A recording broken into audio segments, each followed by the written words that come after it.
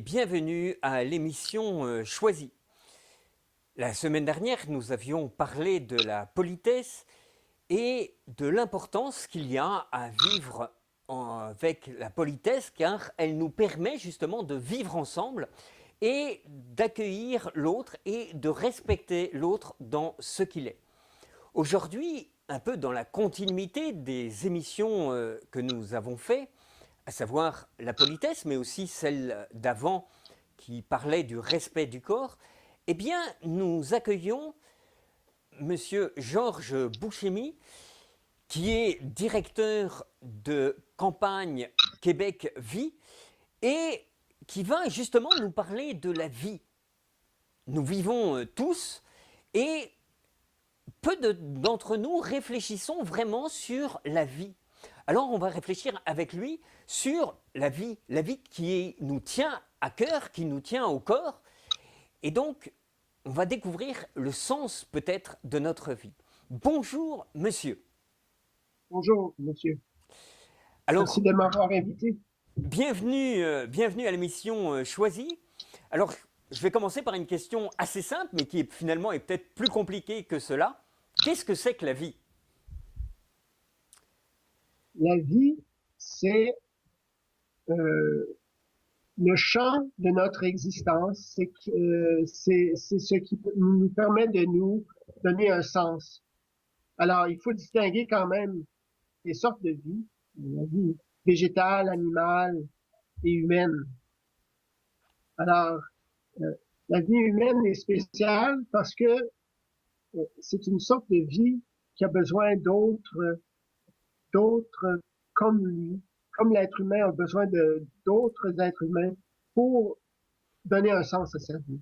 Tandis que les arbres et les plantes et même les animaux, même s'ils vivent ensemble, c'est qu'ils recherchent simplement à perpétuer leur existence, tandis que l'être humain cherche plus que la survivance, mais il cherche le sens.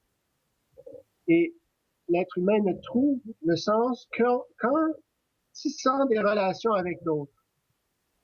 L'être humain a besoin de relations. C'est un être de relations. Alors la vie, donc, c'est cette création de relations avec d'autres qui donne un sens à la vie de cette personne-là. D'accord, il y a vraiment une étape, je vois 3 étapes, hein, si je résume un peu ce que vous venez de dire. Donc l'étape végétale, l'étape animale, où finalement le végétal il est obligé un peu de rester sur place, hein, avec ses racines, etc. Et puis l'animal peut se déplacer.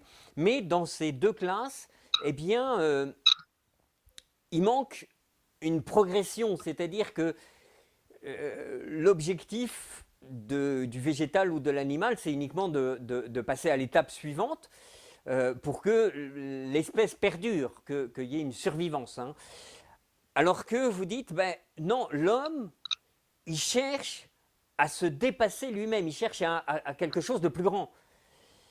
D'ailleurs, ça me rappelle que au niveau de l'anthropologie hein, et de l'archéologie, on dit qu'on passe de l'étape animale à l'étape humaine quand l'homme a réussi à enterrer ses corps, le corps des prédécesseurs, et qu'effectivement, donc il y a un rituel, donc il y a un sens du sacré. Donc on voit qu'il y a une dimension transcendante, une dimension de plus grand que soi. Et là, ce que vous nous dites, c'est que la troisième, l'homme, la troisième étape de vie, si je peux dire, eh bien, c'est l'homme qui va plus loin.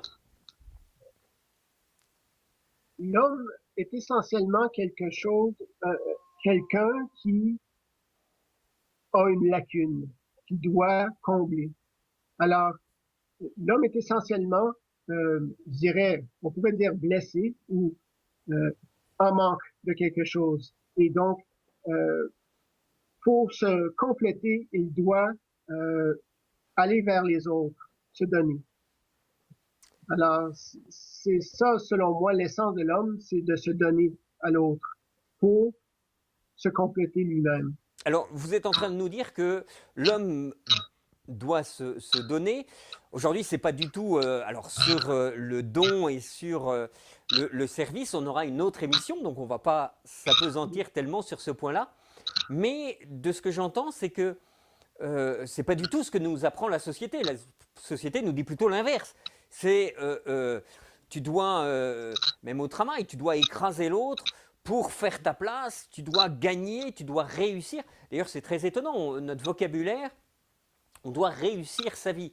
Est-ce qu'on ne peut pas tout simplement vivre sa vie euh, comme si on doit gagner sa vie. Mais moi, je crois que j'ai déjà gagné ma vie. Alors, est-ce qu'effectivement, il y a quelque chose Est-ce que ma vie, je dois la gagner? Ou est-ce que c'est parce que c'est deux cultures qui se confrontent et qui n'ont rien à voir?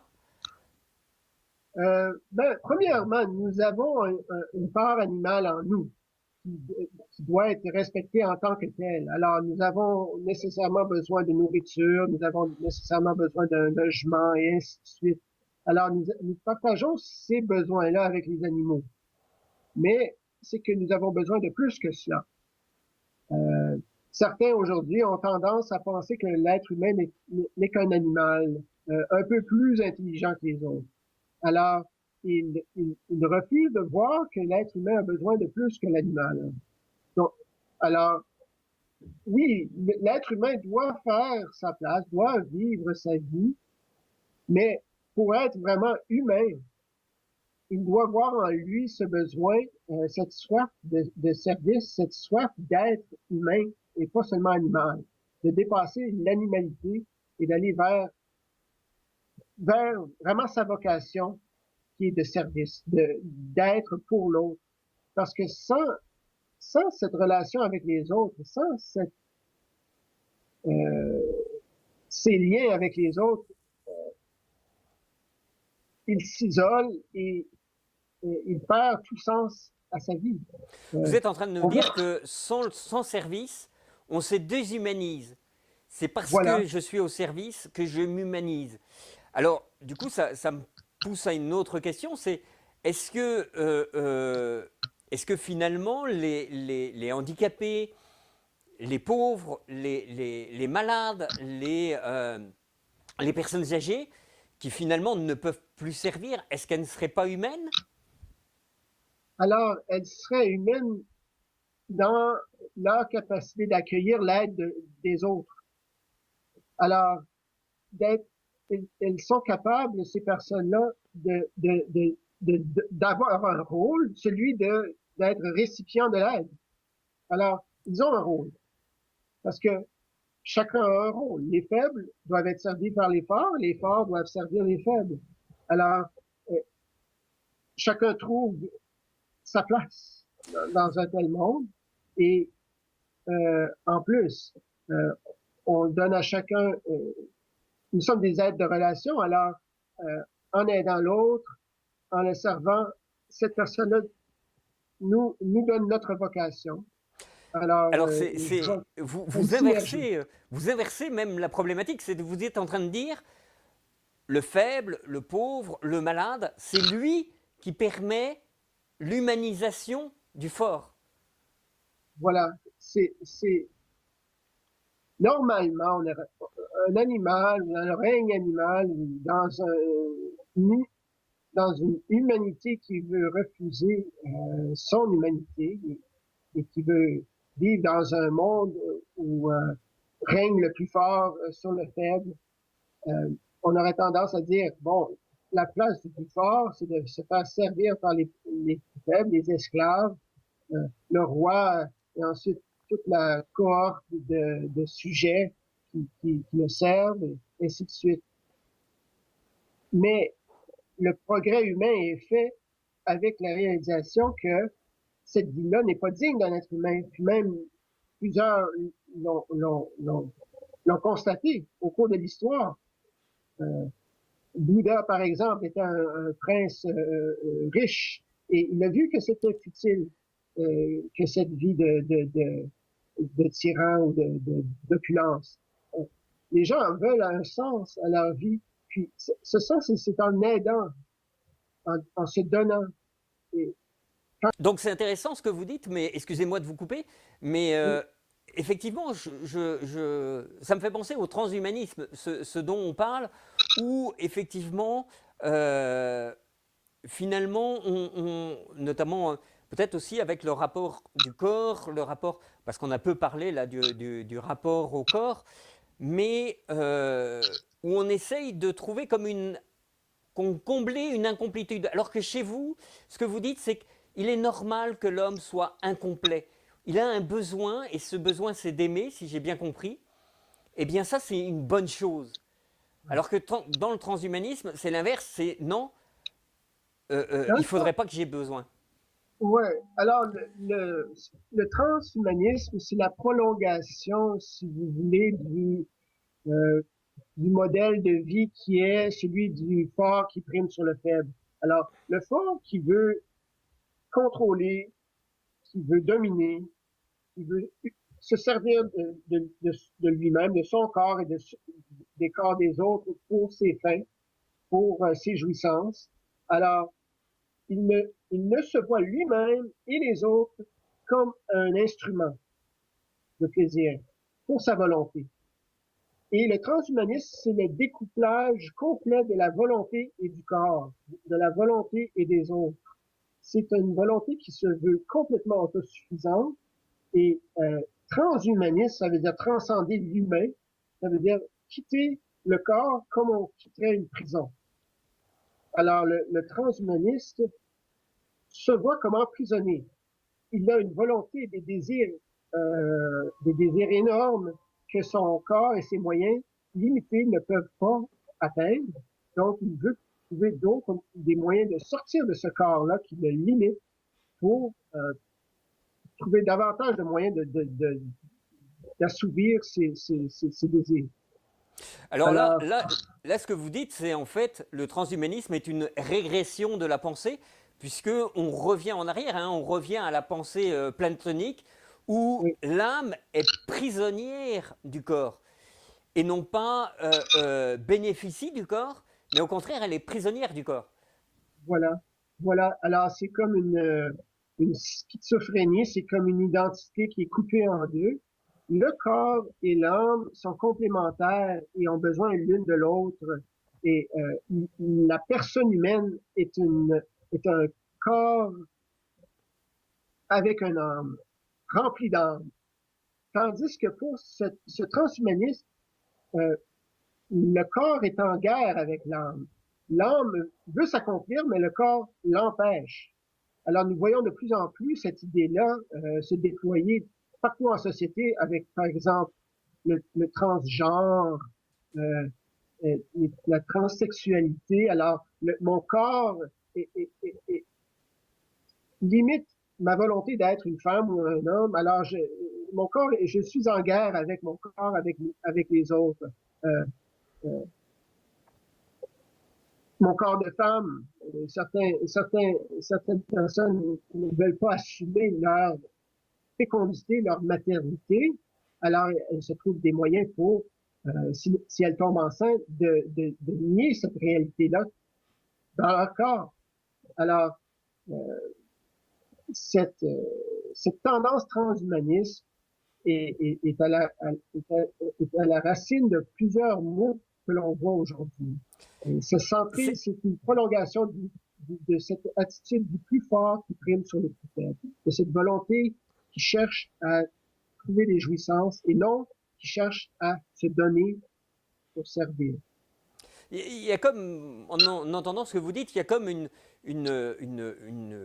une guerre, un combat en tous les cas, presque de deux visions du monde radicalement différentes, qui est peut-être la vie d'un côté, puis j'ai envie de dire la mort de l'autre. C'est-à-dire, en tous les cas, une négation de ce que je suis. Hein. Je lutte contre mon corps, je lutte contre peut-être mon esprit. Donc, il y a vraiment une dualité, là, un vrai combat. Sur un côté, il y a on pourrait dire une culture de vie où la personne accueille son corps euh, et voit son corps comme étant comme faisant partie intégrante de son identité.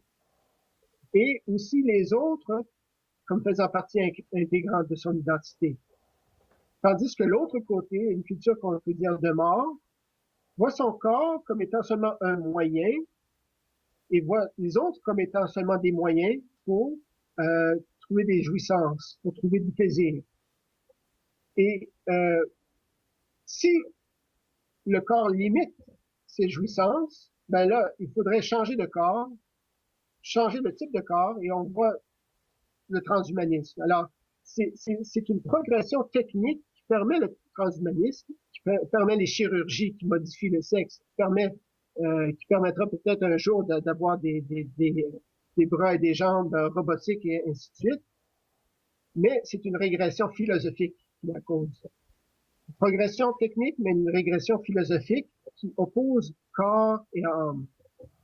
Alors, le corps n'est pas opposé à l'âme. Le corps et l'âme sont des compléments et la personne humaine n'est pas seulement un ou l'autre, mais les deux.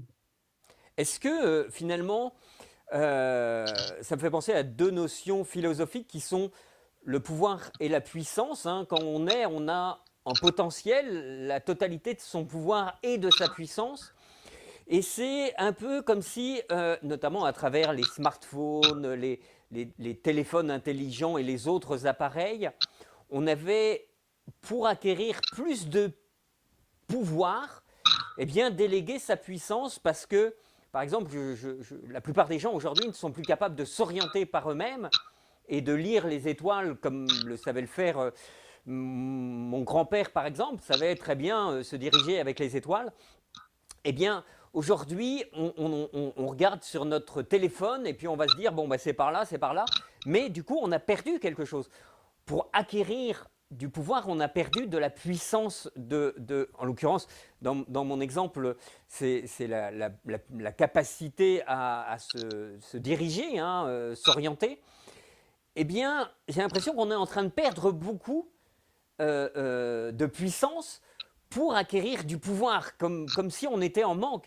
Et c'est peut-être justement une abdication de notre humanité.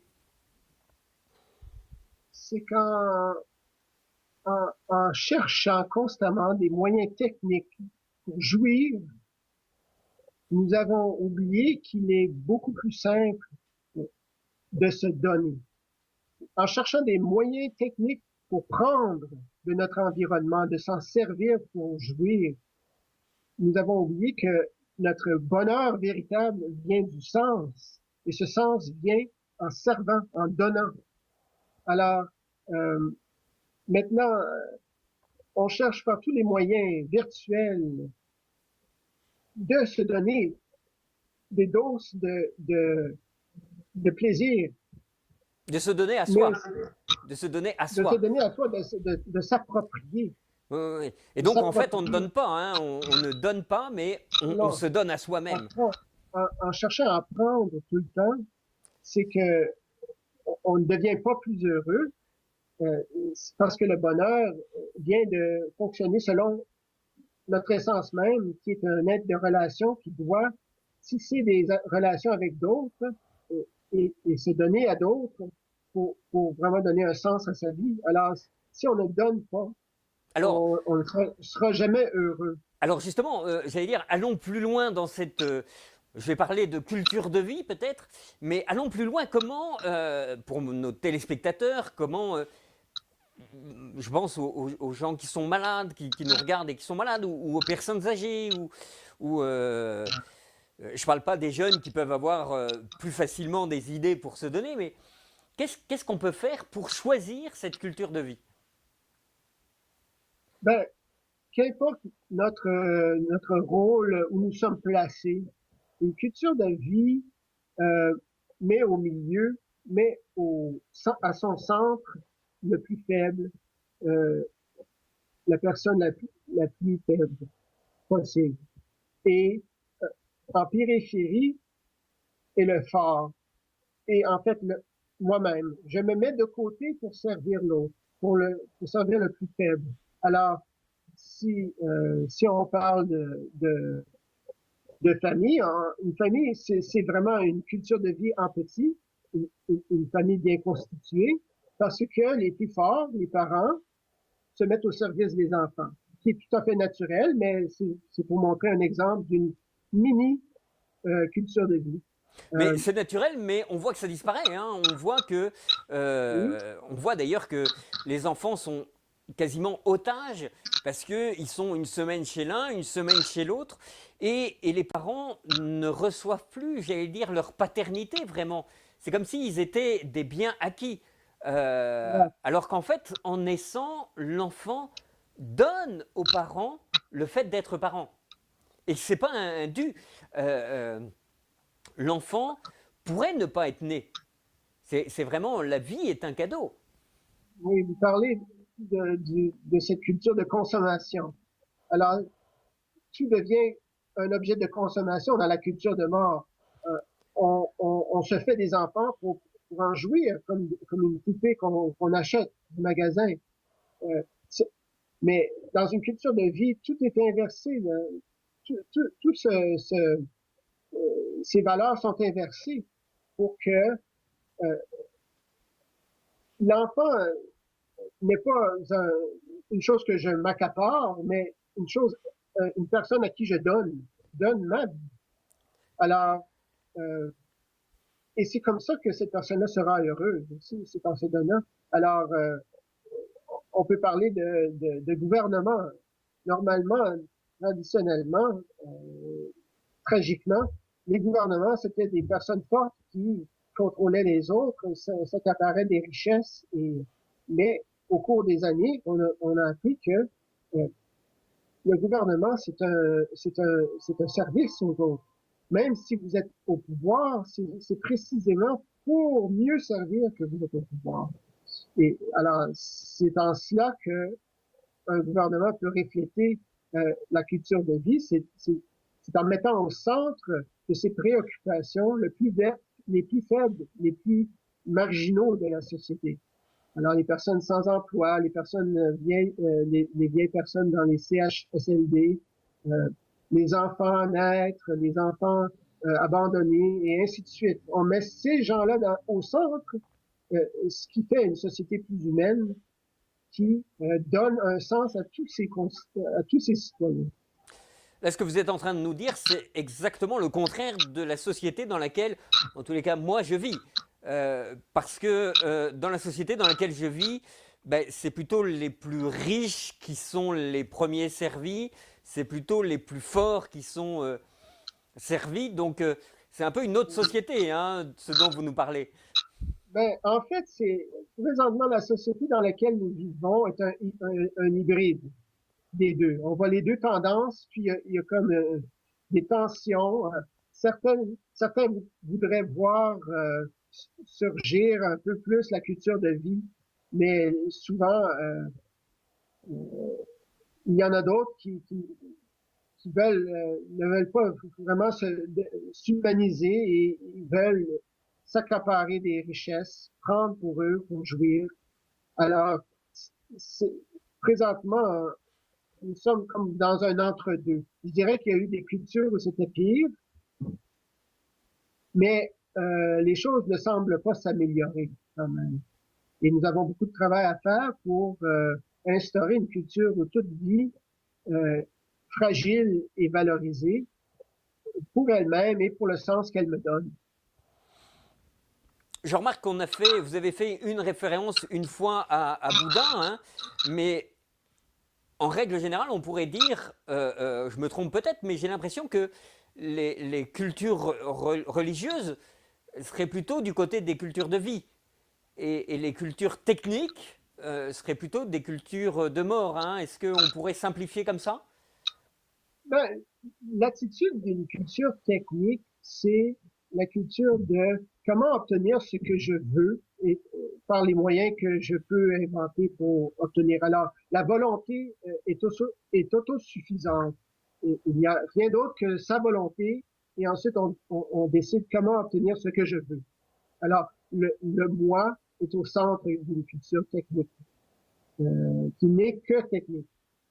Euh, Tandis que les cultures religieuses sont nées d'une appréciation de l'être de pas seulement avoir, mais de l'être.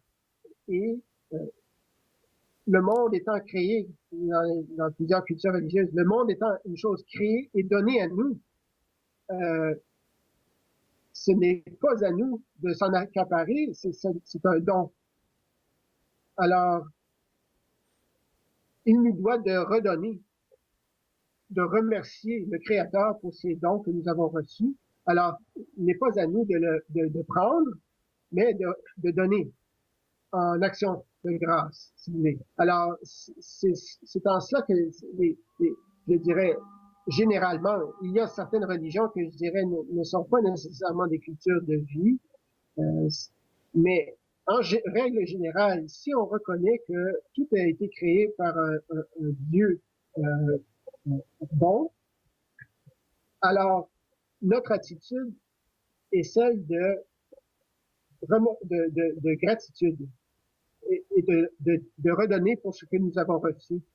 Tandis qu'une culture sans Dieu, sans créateur, on a l'impression que tout est simplement un moyen pour, euh, pour accomplir notre volonté. Tout n'est Où qu'un on devient instrument. nous-mêmes le Dieu. En fait, on devient nous-mêmes le Dieu. On est le centre. Nous sommes le centre et nous cherchons à accomplir notre volonté par tous les moyens techniques que nous avons pour un avion pour se rendre à une autre place. J'aimerais manger un gâteau, alors j'appelle avec le téléphone, bon, ainsi de suite. Alors, je m'invente des moyens pour accomplir ce que je veux. Mais tout débute et finit avec moi, et je finis par être complètement seul, parce que tout est un moyen pour moi. C'est une isolation complète. Puis l'être humain n'est pas un être d'isolement, c'est un être de relation. Alors, dans un monde de technologie seulement, on finit par être seul et triste. Le bonheur n'est pas retrouvé, mais c'est une course à la jouissance pour se distraire de sa tristesse fondamentale, qui est celle de l'isolement. On va devoir arrêter l'émission, le temps est venu. Merci beaucoup pour tout ce développement. Et comme vous le savez, nos émissions se terminent toujours par un choix. Ça se termine par une question. Alors peut-être que je vais vous laisser poser la question. Est-ce que vous avez une question qui serait justement par rapport à la vie? Oui. Alors ma question serait, dans quel monde aimeriez-vous vivre? Dans un monde de la loi du plus fort ou dans un monde où le fort sert les plus faibles? Merci beaucoup. C'est une très bonne question, effectivement. Merci à tous ceux qui nous regardent et donc à la semaine prochaine. Merci.